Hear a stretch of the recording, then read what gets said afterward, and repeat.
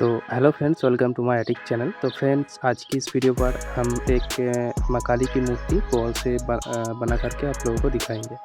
तो friends, video को शुरू से लेकर लास्ट तक देखते रहिए और वीडियो अगर मेरी अच्छे लगे तो वीडियोस को ज़रूर शेयर कीजिए।